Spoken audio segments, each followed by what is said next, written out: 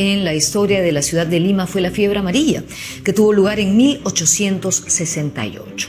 5% de limeños murieron a causa de esta enfermedad. En proporción, sería como si ahora muriesen aproximadamente 500.000 de personas que habitan en la ciudad capital. Hoy día les vamos a contar esta historia. Ya saben, esto sucedió en el Perú.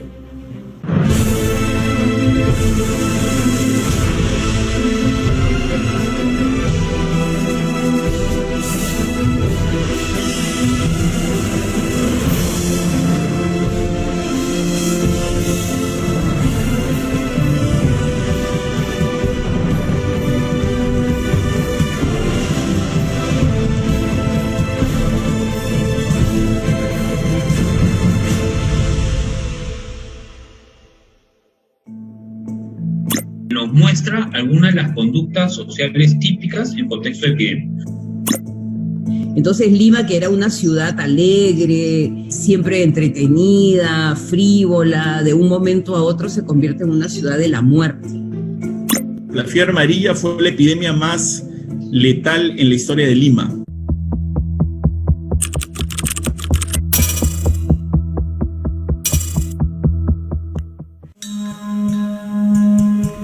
El siglo XIX fue un siglo cargado de acontecimientos, lleno de historia, para el Perú y para el mundo. Aquí en el Perú fue el siglo de la independencia. Antes de eso existieron las rebeliones de Francisco de Sela o de Mateo Pumacahua, por ejemplo. Después, más guerras, caudillos, la era del guano, Ramón Castilla, el combate del 2 de mayo y un sinfín de acontecimientos más. También el siglo XIX fue un siglo de enfermedades, de epidemias. Hubo cólera, malaria o paludismo, disentería, viruela y, por supuesto, fiebre amarilla. No me acuerdo que me enseñaran de estos temas en el colegio. ¿Qué aprendí acerca de la historia en el colegio? ¿Qué aprendí en el curso de historia? Bueno, aprendí un montón de cosas, ¿no es cierto? Aprendí sobre guerras, sobre presidentes, contratos. Es decir, historia política, económica, militar, un poco de historia social, pero sobre las enfermedades, sobre las epidemias que hemos padecido, la verdad que no. Quizás con esta pandemia pensemos que sería interesante incluir en los cursos de historia otro tipo de temas que también nos enseñan cómo evolucionamos, ¿no es cierto? ¿Están de acuerdo? En 1868, por ejemplo, la fiebre amarilla ocupó todo el primer semestre del año y en agosto ocurrió un terrible terremoto seguido de un maremoto en Arica, que aún era peruana. 2 acontecimientos catastróficos y muy relevantes, pero de ellos sabemos poco o casi nada. Uno de los desafíos más grandes del siglo XIX es, sin lugar a dudas, la fiebre amarilla de 1868. Tenemos que recordar que por lo menos para el siglo XIX las epidemias llegaban de manera constante a la ciudad. O sea, tenemos fiebre amarilla en la década de 1850, después tenemos nuevamente fiebre amarilla en el 68, después la década del 60 va a haber cólera. Entonces la epidemia es algo que constantemente estaba llegando a las diferentes ciudades peruanas, no solamente en Lima y el Callao, sino que también tanto en el norte como en el sur.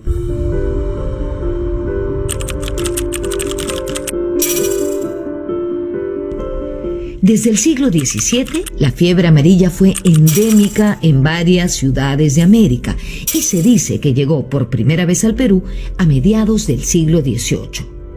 Lo cierto es que se tiene certeza de que la fiebre amarilla llegó al Callao a mediados del siglo XIX.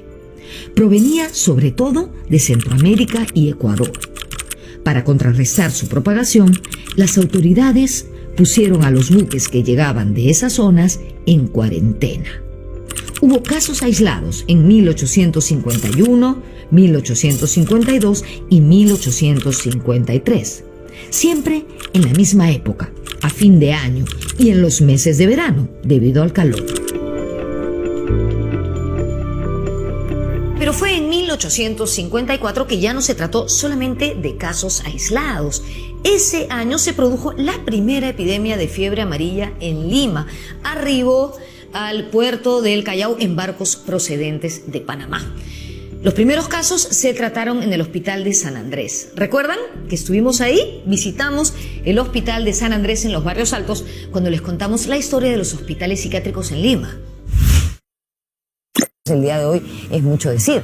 Sin embargo, aquí quedaba un hospital de uso exclusivo de españoles, el Hospital de San Andrés.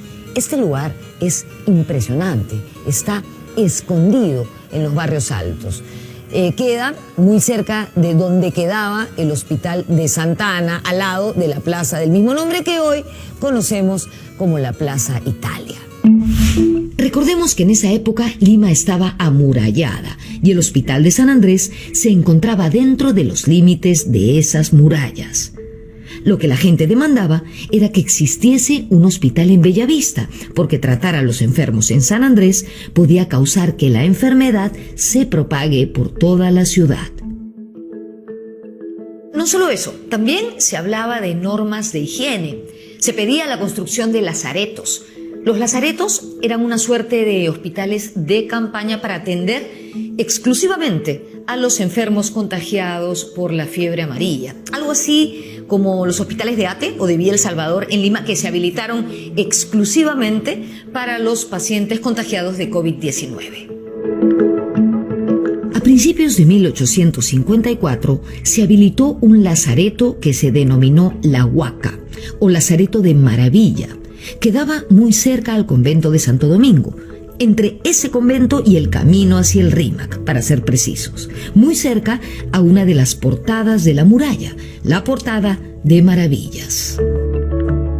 Ya se habían presentado casos de fiebre amarilla en periodos anteriores, por ejemplo, en 1854, 1856 y 1859, se habían presentado casos. En esa época, pues aproximadamente hubo 2.500 muertos. A inicios del siglo XIX, Hipólito Unanue, sí, el sabio, médico y político, realizó un informe sobre la situación hospitalaria en Lima, en el que señalaba los problemas que enfrentaban los hospitales. ¿Cuáles eran estos? 1. Sobrepoblación de pacientes. 2.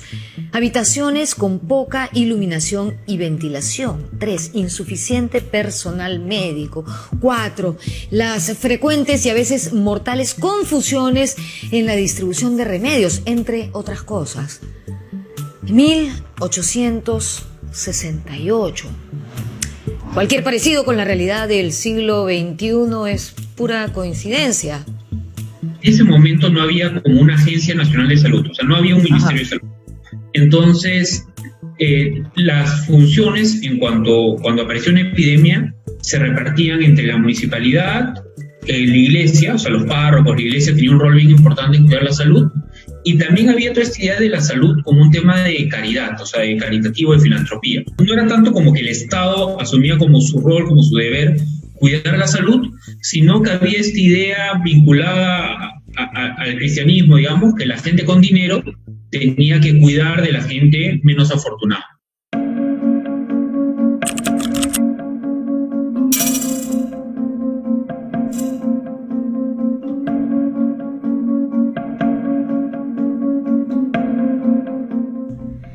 La fiebre amarilla es una enfermedad viral aguda, transmitida por el mosquito Aedes aegypti.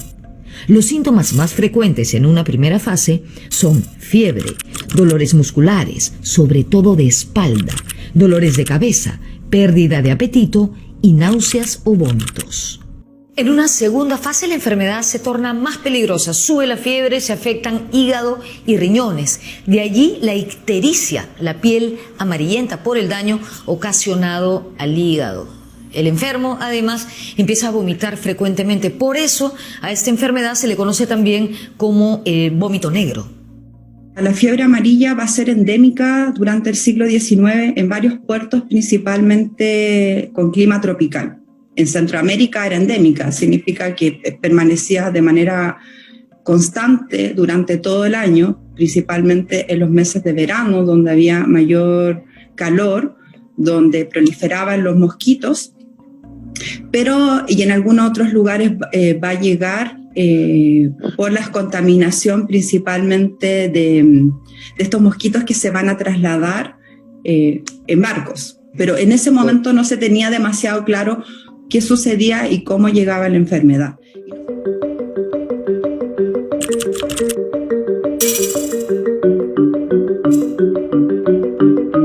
¿Cómo se encontraba el Perú en 1868? Vivíamos los últimos años de la era del guano, que había empezado en la década de 1840.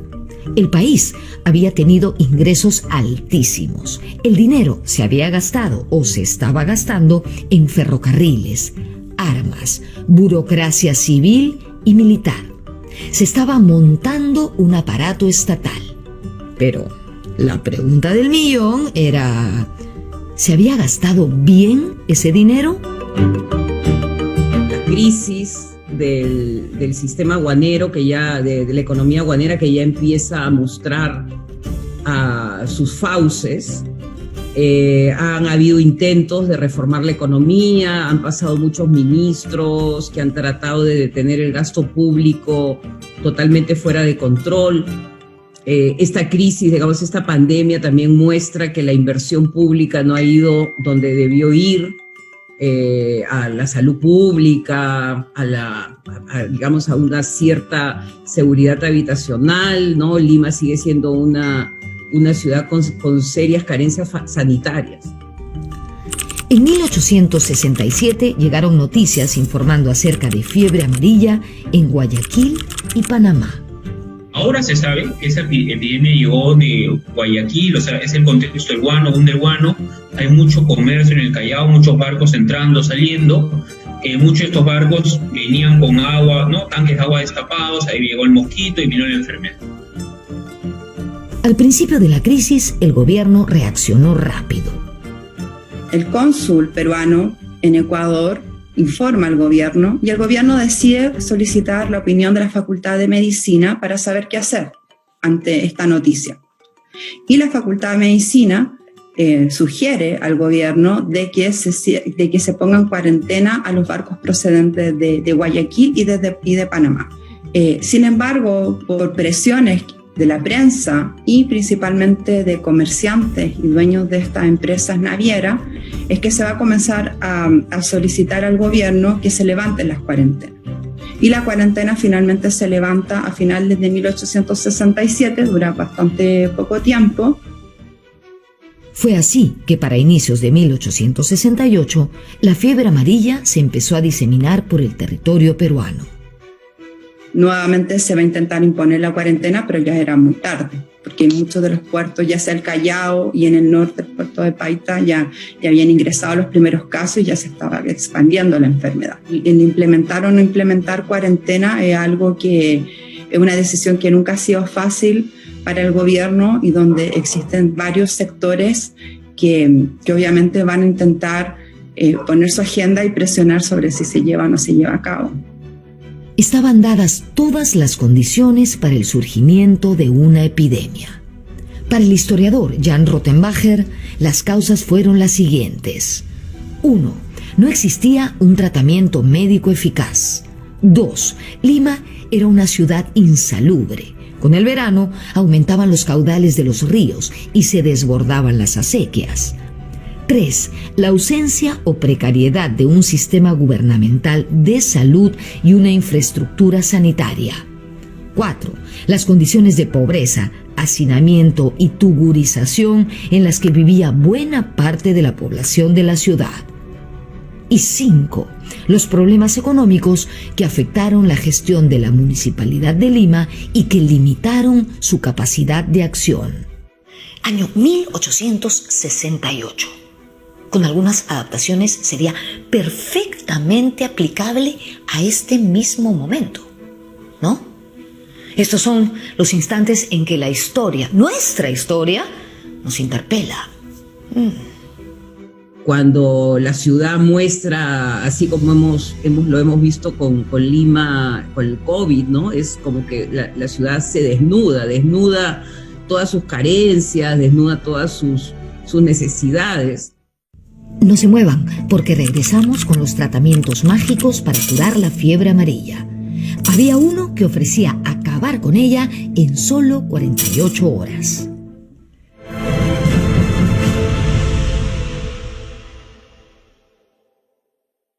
Este programa llega gracias a Inca Kola sin azúcar. Hoy más que nunca combina con la comida peruana. TV Perú. No seamos cómplices.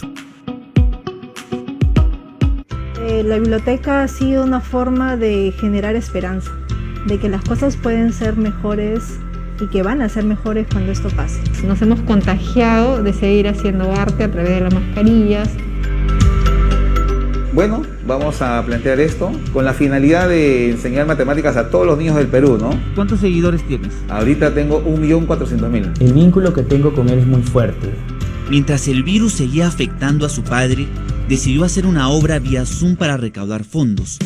En tiempos de cuarentenas y aislamientos, hay una gran necesidad de comunicarse.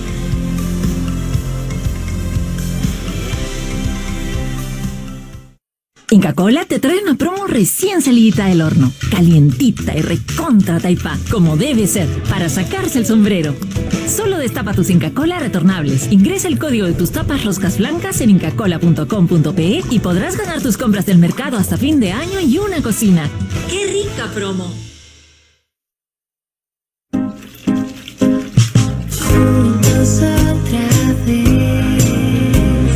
Con la nueva normalidad también llegaron las clases de lavado.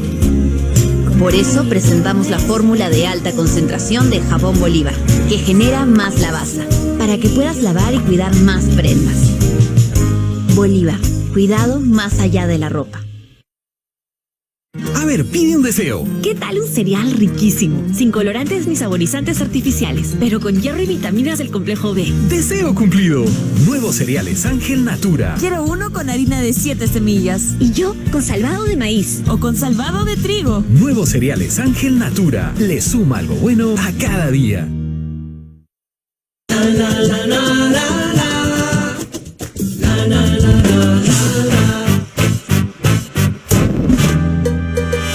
Color y sabor, ritmo para vacilar, Maggi, sabor y sazón, sabores al natural.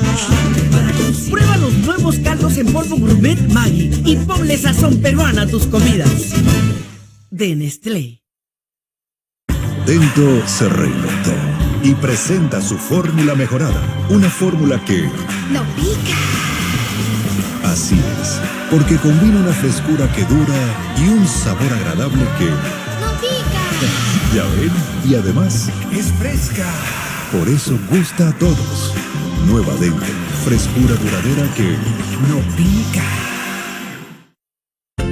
Tu hijo tiene una gran imaginación. Aliméntala con Nesquik y su rico sabor a chocolate. Con vitaminas, hierro y zinc en todos sus desayunos. Encuéntralo desde 50 céntimos. Nesquik. Manuel Turizo, moda te mueve, moda te mueve. Con la música que está de moda. Papacito, la en mi radio todos los días de la semana. Siempre escucho moda porque es la más variada. Que pone las mejores canciones. Moda te mueve con la música que está de moda. Moda te mueve, chiquita, Daddy Yankee. Moda te mueve con la música que está de moda. Continúa el estado de emergencia en el país. Ya van más. Estás preocupado, ¿no? Sí. ¿Ves este vaso? ¿Lo ves medio lleno o medio vacío? Yo lo veo medio lleno.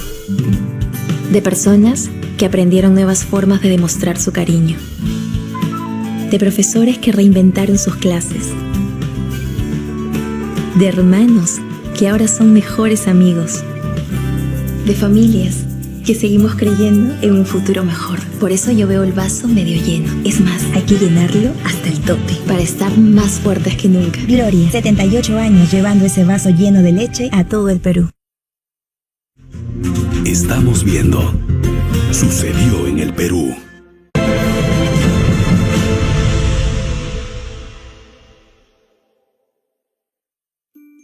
epidemia de fiebre amarilla se desató a principios de 1868 y en febrero de ese año ganó las elecciones presidenciales José Balta. Después de una sucesión de caudillos, el último Balta, que niega la fiebre. Hay una memoria de Manuel Pardo que dice, no entendemos las razones por las cuales Balta no aceptó que la pandemia había llegado, ¿no? Suena familiar en muchos países de Latinoamérica con el COVID, que simplemente era negar que había llegado, negar que iba a expandirse. En la epidemia de 1868 los hospitales colapsaron, pero en ese entonces, como ya hemos dicho, no existía un ministerio de salud que los administrara, ¿no? Estos hospitales estaban a cargo de la Sociedad de Beneficencia Pública de Lima. Entonces, lo que sucede en el siglo XIX es que hay varias instituciones que están a cargo de la salud. Las municipalidades, por ejemplo, tienen ciertas responsabilidades. Estaba la Junta de Sanidad, que tenía otro tipo de responsabilidades, la beneficencia pública, que estaba a cargo de los hospitales. Entonces, lo que podemos ver es que hay muchas veces una superposición de labores en torno al tema de la salud. Y lo que va a suceder durante la epidemia de 1868 es que, por un lado, el municipio o los municipios, en el caso de Lima y del Callao, van a estar a cargo de la parte de limpiar la ciudad, de todo lo que es la parte del aseo, para evitar la propagación. Como les decía, aún no se tenía muy claro cómo se propagaba la enfermedad, pero como si existía un sector importante que creía que era por el ambiente, varios de los esfuerzos del municipio y de las autoridades van a ir enfocados en generar una limpieza de la ciudad.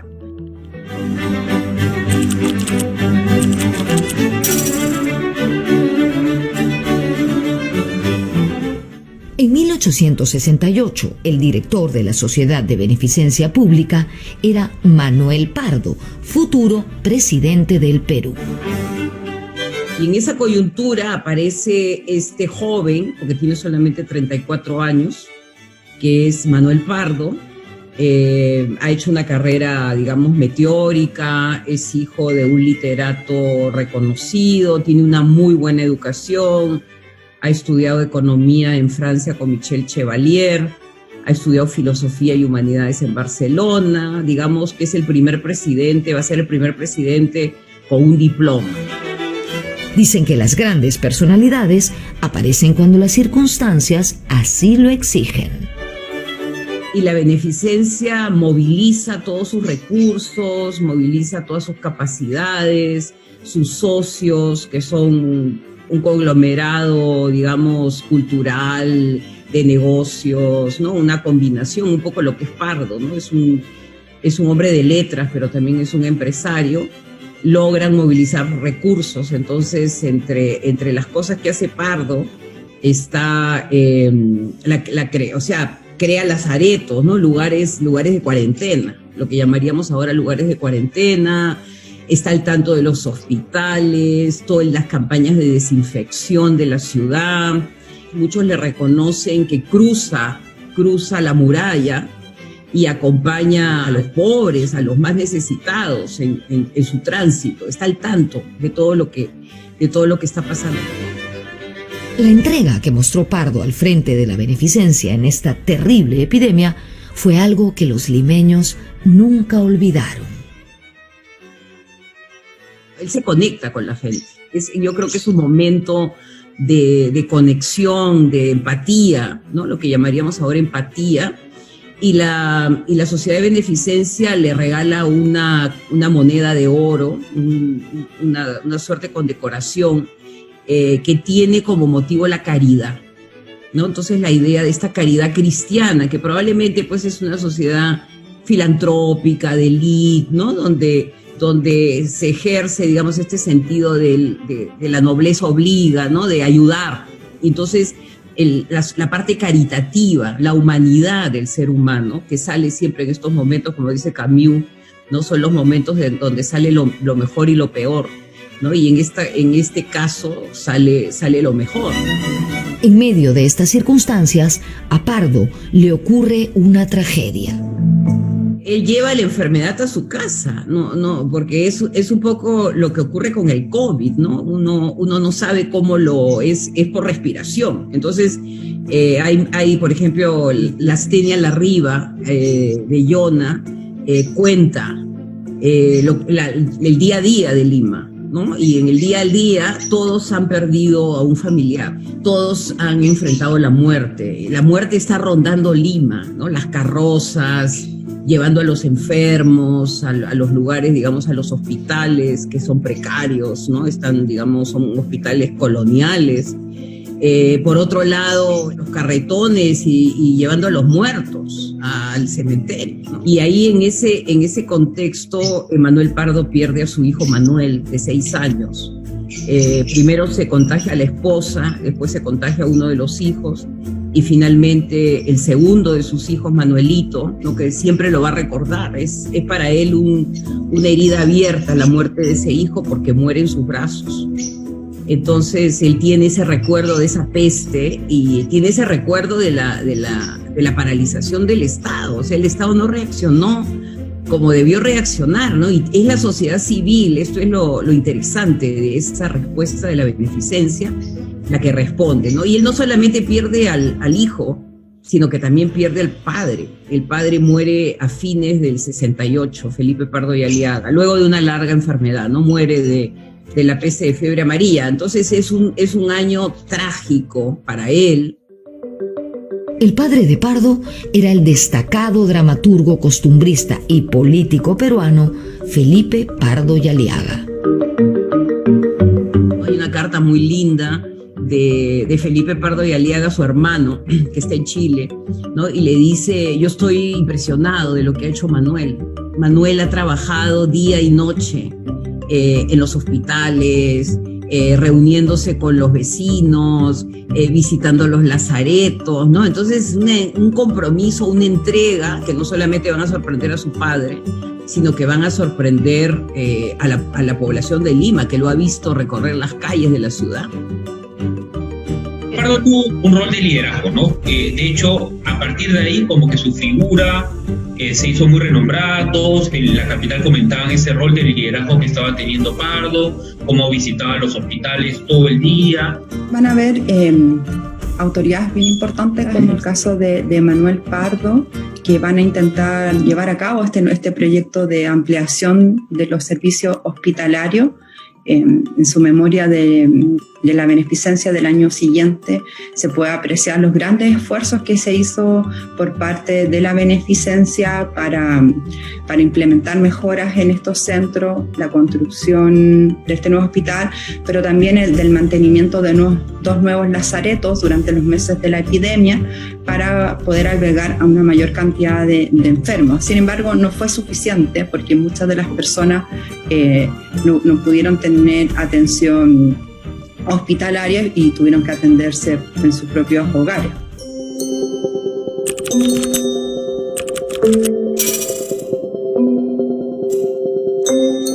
De la fiebre amarilla, como ya hemos dicho, no se conocía nada o casi nada. Se desconocía cómo se transmitía, no se sabía de algún tratamiento ni de ningún medicamento verdaderamente eficaz.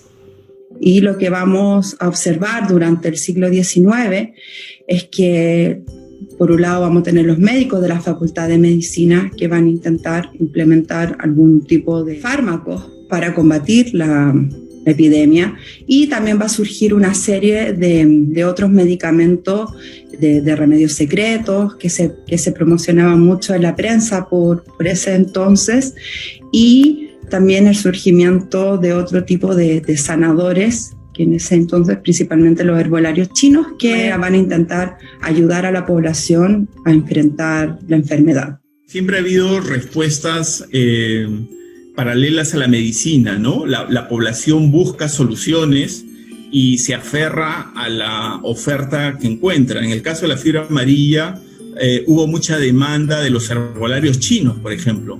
Incluso hay testimonios de curación, entre comillas, porque sabemos que no había manera de curar la enfermedad en ese momento, por medio de la acupuntura.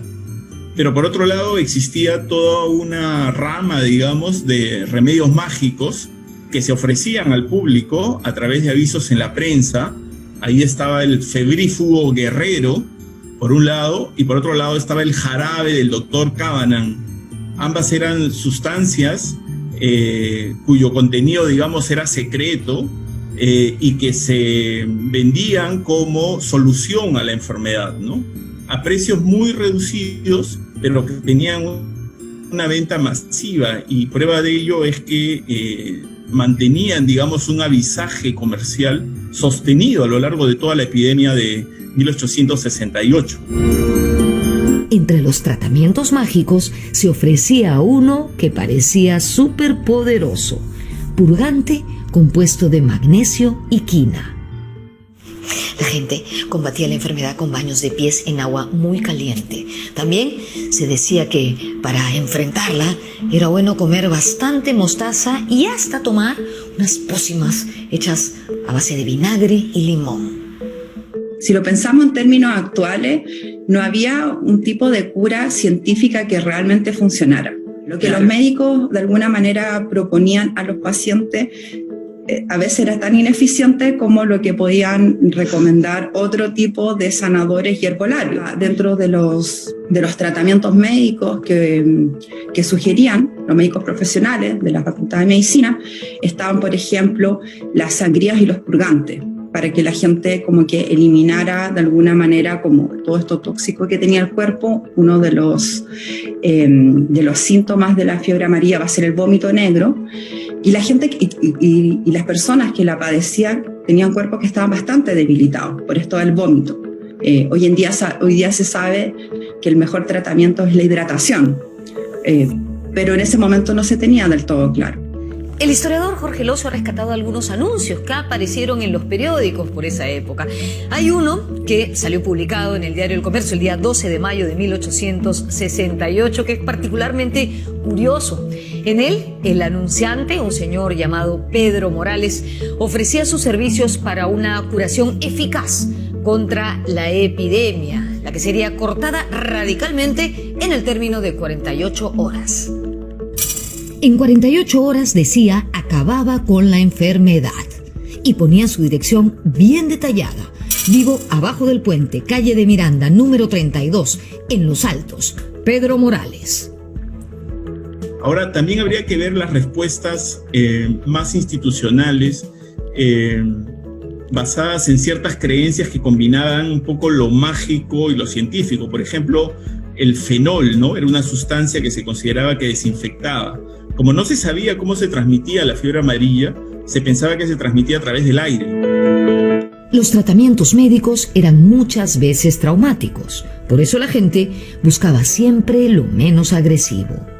En la prensa van a aparecer las primeras noticias más o menos en mayo de 1868 sobre herbolarios chinos que eran milagrosos, que estaban curando en torno al barrio chino y también en la ciudad del Callao, y su tratamiento eran principalmente a base de hierba, y que de esa manera eran bastante menos invasivos, si lo queremos llamar así, que los vomitivos y los purgantes y las sangrías que estaban recomendando los médicos profesionales. Entonces también lo que va a suceder es que las personas van a buscar alternativas más económicas, pero también menos dolorosas quizás a los tratamientos que se estaban ofreciendo. Volvemos para contarles que para acabar con la fiebre amarilla adelantaron la salida del Señor de los Milagros para el mes de abril.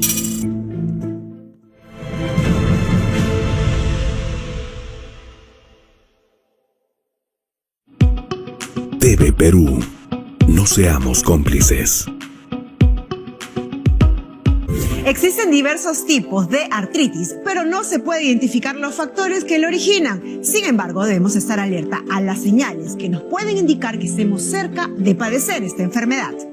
Cuerpo Médico. Este lunes en doble horario, 4 de la tarde y 10 de la noche.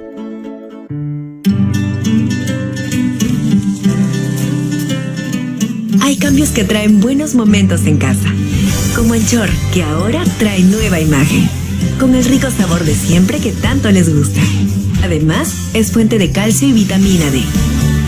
Anchor, rico sabor al instante. Bobby, no. Sé a quién llamar. Limpia Todos Apoyo es doblemente poderoso, limpia a fondo y su maxi fragancia dura más. Limpia Todos Apoyo, limpieza eficiente, decisión inteligente. ¿Por qué tantas personas eligen Atún Primor? ¿Será por sus deliciosos trozos enteros? ¿Porque tiene el color perfecto? ¿Por lo jugoso que es? Los que eligen Atún Primor saben por qué. Solo falta que lo disfrutes tú. Disfruta el Tripack Primor. 3 latas de filetes más un exprimidor o una toalla de microfibra a solo 15 soles. Búscalo en tu bodega o mercado favorito. Dento se reinventó y presenta su fórmula mejorada. Una fórmula que ¡No pica! así es, porque combina una frescura que dura y un sabor agradable que ¡No pica! ya ven, y además ¡Es fresca! por eso gusta a todos. Nueva Dento, frescura duradera que no pica.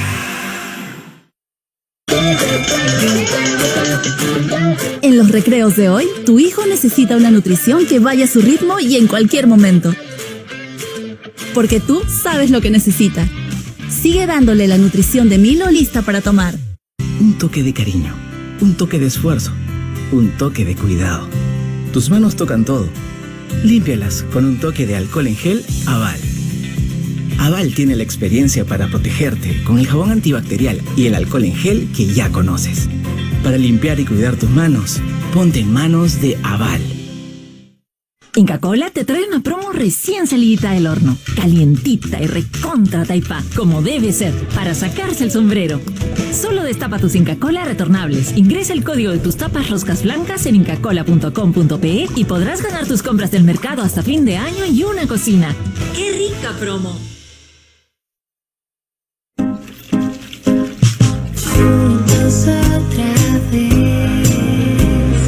Con la nueva normalidad también llegaron las clases de lavado. Por eso presentamos la fórmula de alta concentración de jabón Bolívar, que genera más lavaza, para que puedas lavar y cuidar más prendas. Bolívar, cuidado más allá de la ropa. Tu hijo tiene una gran imaginación. Aliméntala con Nesquik y su rico sabor a chocolate. Con vitaminas, hierro y zinc en todos sus desayunos. Encuéntralo desde 50 céntimos. Nesquik. ¡Mamá! ¡Hay monstruos en la sala! Yo sé a quién llamar. Lejías Apoyo con potentes átomos de cloro desinfecta tu casa, eliminando el 99.9% de las bacterias. Lejías Apoyo, limpieza eficiente, decisión inteligente. Estamos viendo. Sucedió en el Perú.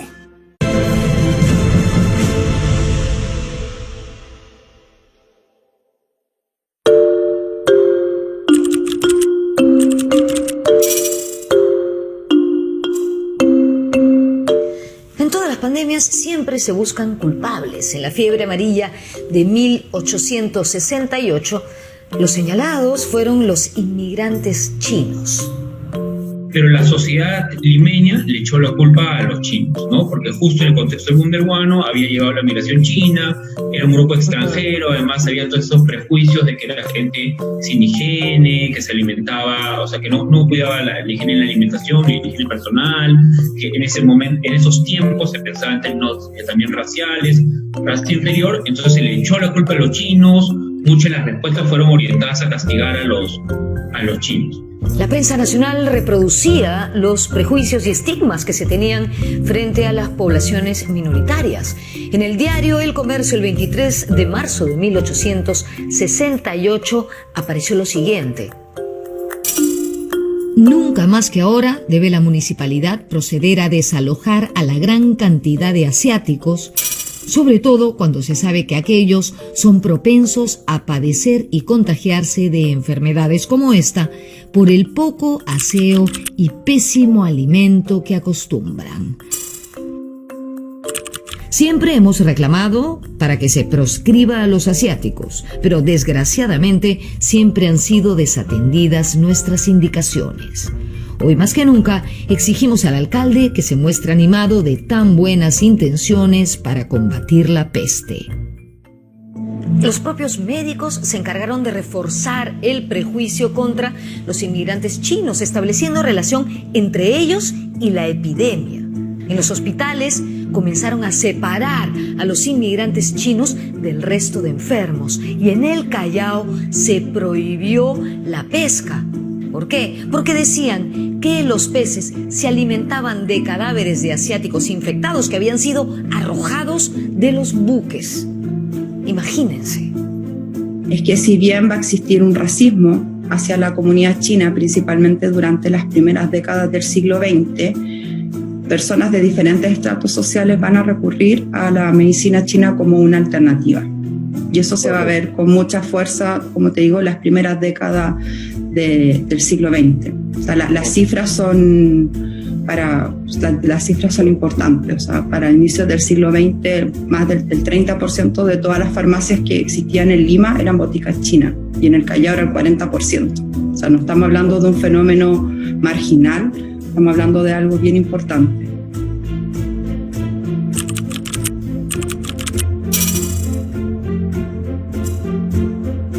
Como se pensaba que la enfermedad se contagiaba a través del aire, se dispuso que en la calle se colocaran cilindros donde se quemaba pólvora, cacho de toro y otras cosas, con la creencia de que así se podía purificar el aire.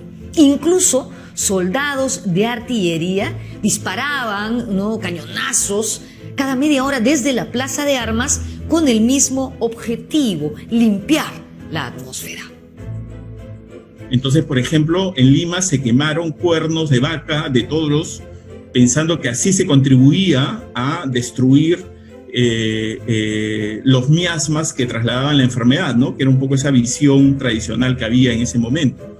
Pero también hubo cañonazos con pólvora, porque se pensaba que la pólvora ayudaba a purificar el ambiente. Y los médicos de San Marcos, claro, protestaban ante eso y decían que eso no tenía ningún sentido, que no iba a llevar a ningún lado. Pero ellos mismos tampoco estaban impotentes, puesto que no tenían manera, digamos, de combatir con éxito la fiebre amarilla. El arzobispo de Lima ordenó que se rece en todos los templos pidiendo a Dios que acabe con la pandemia. Y a finales de abril se autorizó de manera extraordinaria que salga la procesión del Señor de los Milagros para contribuir a erradicar la epidemia.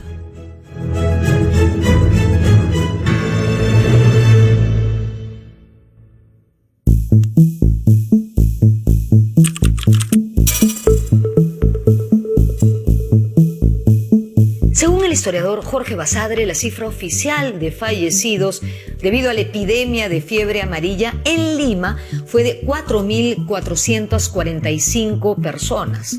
Si pensamos que en ese entonces Lima tenía aproximadamente 100.000 habitantes, esto correspondía a un 5%, como dijimos al inicio del programa. En la prensa de 1868, tú lees en El Comercio siempre, todos los días, noticias sobre el avance de la enfermedad, ¿no? Fue una enfermedad además tremenda por la tasa de mortalidad, ¿no? Según los registros oficiales, 4.222 muertos en una ciudad que estaba por los 100.000 habitantes, es decir, era 4.2%, sin contar subregistros, sin contar entierros clandestinos. Fácilmente, según los especialistas, llegó al 5%, que es una cifra enorme, ¿no? La fiebre amarilla fue la epidemia más letal en la historia de Lima, ¿no? La fiebre amarilla. Casi el 5% de la población murió en pocos meses, porque la fiebre, digamos, se desató con fuerza en marzo y hacia fines de junio ya estaba de salida, ¿no? Pero esos meses fueron terribles. Si uno mira los casos por sexo, las víctimas y los enfermos, uno nota un patrón parecido al que tenemos hoy en día con la pandemia que ahora nos agobia, que es que mujeres habían menos contagiadas y menos víctimas de la epidemia de fiebre amarilla que los hombres. Los hombres eran los que más se contagiaban y los que más víctimas generaba, víctimas fatales.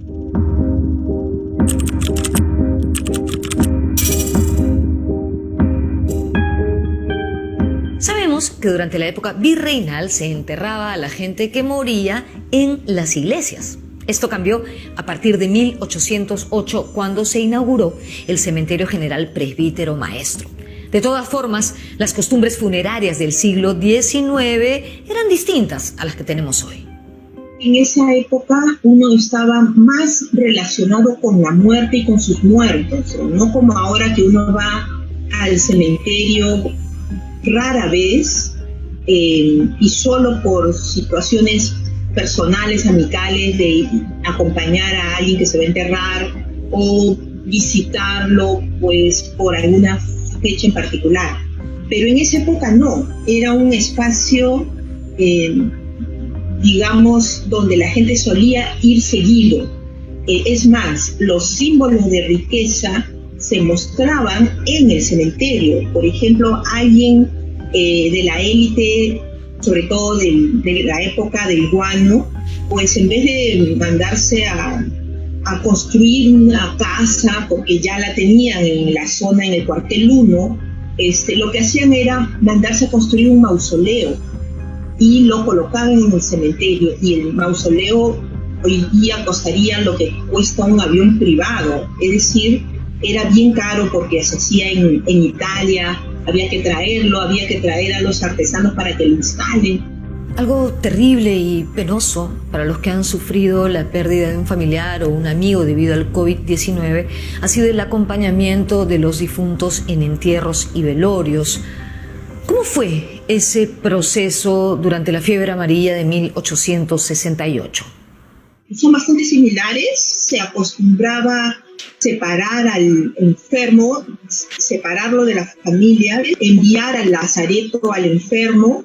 Es más, aquellos que de la élite, por ejemplo, morían en sus casas, sí generaba preocupación el trasladar al difunto, porque como se pensaba que el virus era contagiado persona a persona, pensaban que trasladar a la persona ponía en riesgo a los demás. Entonces era el tratamiento bastante parecido. También en esa época se acostumbraba quemar incluso la ropa de la persona, del difunto, y entonces también la gente en los periódicos de la época salían las noticias de que eso no se debe hacer porque van a contaminar más el aire, y las miasmas que decían que en esa época existían podían ser inhaladas por las personas sanas, ¿no? Entonces ese es un tema que ahora, por ejemplo, no hay, ¿no? A la gente no se le ocurre quemar la ropa, lo máximo que hacen es lavarla o desecharla, pero el tratamiento al cuerpo, de aislarlo y enterrarlo inmediatamente, sí es común para hoy como para el siglo XIX. No se vayan, regresamos con lo último de este programa.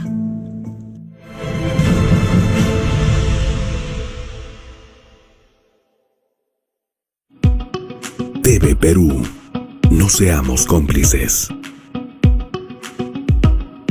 Inca Kola te trae una promo recién salidita del horno, calientita y recontra taipá, como debe ser, para sacarse el sombrero. Solo destapa tus Inca Kola retornables, ingresa el código de tus tapas roscas blancas en incacola.com.pe y podrás ganar tus compras del mercado hasta fin de año y una cocina. ¡Qué rica promo! ¿Por qué tantas personas eligen Atún Primor? ¿Será por sus deliciosos trozos enteros? ¿Porque tiene el color perfecto? ¿Por lo jugoso que es? Los que eligen Atún Primor saben por qué. Solo falta que lo disfrutes tú. Disfruta el Tripack Primor. 3 latas de filete, más un exprimidor o una toalla de microfibra a solo 15 soles. Búscalo en tu bodega o mercado favorito. Hijita, te mandamos la casaca que dejaste. Gracias, papi. La recibí ayer. Y está lavadita.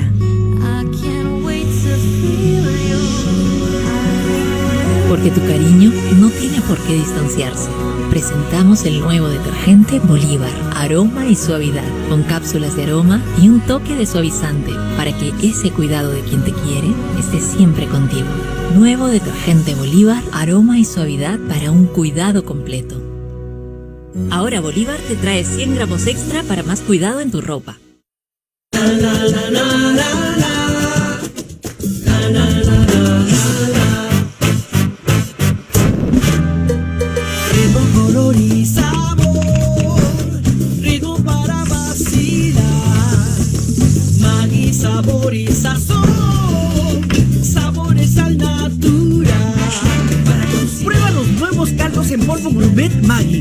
Ponle sazón peruana a tus comidas. De Nestlé.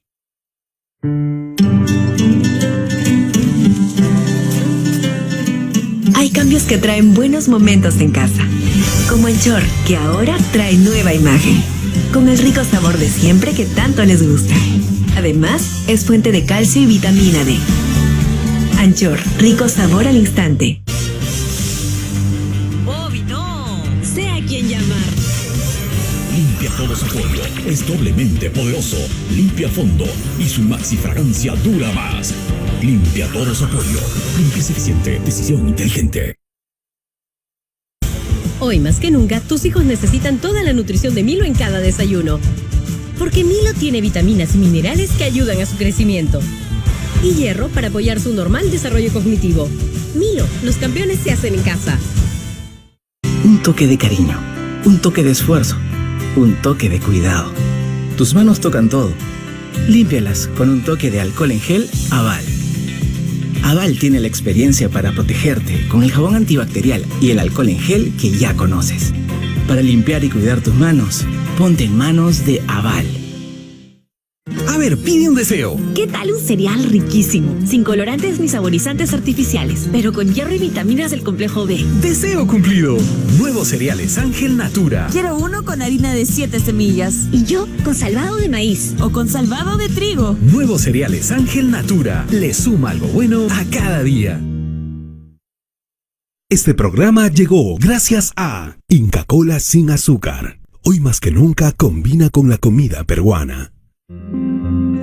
A continuación, la hora tal.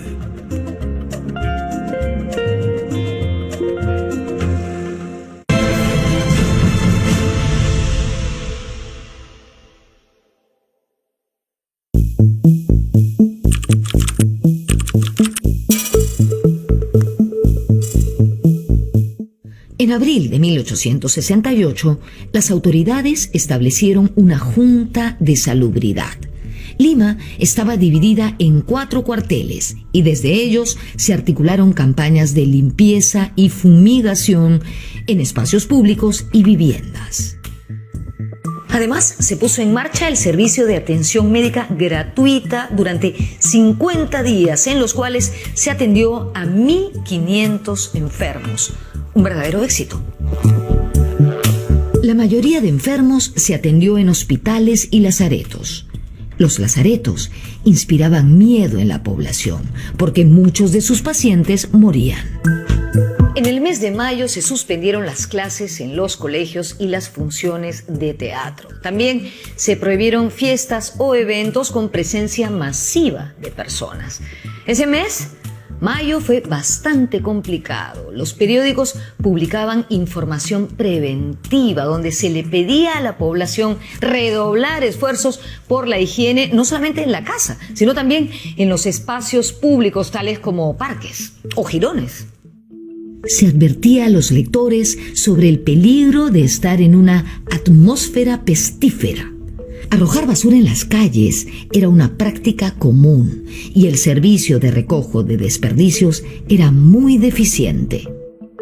La fiebre amarilla acabó con la vida de varias personalidades, como la del prestigioso abogado y político Toribio Pacheco. También con la de 2 pintores, Francisco Lazo y Luis Montero. Luis Montero, el mismo que pintó ese impresionante cuadro que seguramente muchos de ustedes conocen, que se llama Los funerales de Atahualpa.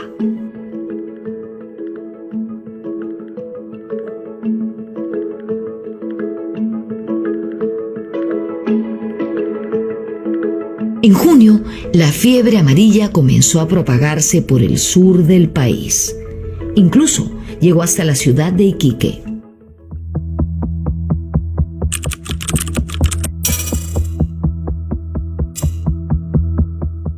Fuera de todo lo malo, ¿qué cosas tangibles o positivas nos dejó la fiebre amarilla? Bueno, al finalizar 1868, el año de la epidemia, se empezó a construir el Hospital 2 de Mayo.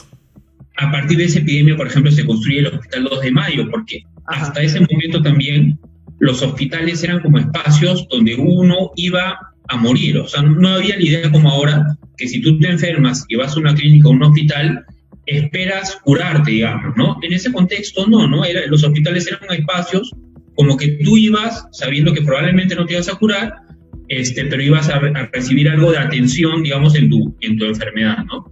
Entonces, a partir de esa epidemia, y la figura de Pardo es que viene esta idea de, no, hay que modernizar los hospitales, y se construye, por ejemplo, el Hospital 2 de Mayo. La epidemia obligó a las autoridades a pensar que la infraestructura sanitaria de ese momento en Lima no era suficiente. O sea, Lima había duplicado prácticamente su población en 30 años, desde 50.000 habitantes en 1830 hasta más de 100.000 en 1860, y seguían existiendo los mismos 3 hospitales. Entonces eso fue uno de los puntos importantes del legado de la epidemia, de la construcción de nuevos hospitales, de tratar de expandir la capacidad, y que se va a intentar llevar a cabo en los años siguientes con más o menos éxito. Otra consecuencia tangible de la fiebre amarilla fue la demolición de las murallas que rodeaban Lima, que habían sido construidas en el siglo XVII y que para entonces se habían convertido en focos de infecciones y de inmundicia, no dejaban circular el aire. En fin, la demolición de estas murallas comenzó en septiembre de 1868. En 1869, Manuel Pardo se convirtió en alcalde de Lima. Durante su gestión, emprendió importantes obras de saneamiento urbano. Entonces él es elegido, y en ese año, como siempre, ¿no? Él es un hombre muy dinámico, muy trabajador, muy eficiente, muy racional en cuanto a sus planes. O sea, Pardo, por ahí leí una carta de un seguidor, ¿no? Pardo siempre tiene un plan. Entonces, el plan para Lima es un plan de remodelación de la ciudad. Yo pienso que a raíz de lo que ocurre el año anterior, él inicia un plan de reforma, ¿no? Y una reforma que consiste en, por ejemplo, los mercados. Es bien interesante cómo el mercado de abasto, ¿no? La limpieza de la ciudad, todo el tema digamos, de embellecimiento, pero que significa también saneamiento urbano, ¿no? Lo que ahora llamaríamos saneamiento urbano, parques, lo que se hace, digamos, en una labor edil. Y una de los eventos que él promociona, que considero yo es fantástico y aparte innovador, es esta suerte de feria, ¿no? De exposición, le llama él, ¿no? Es una exposición nacional.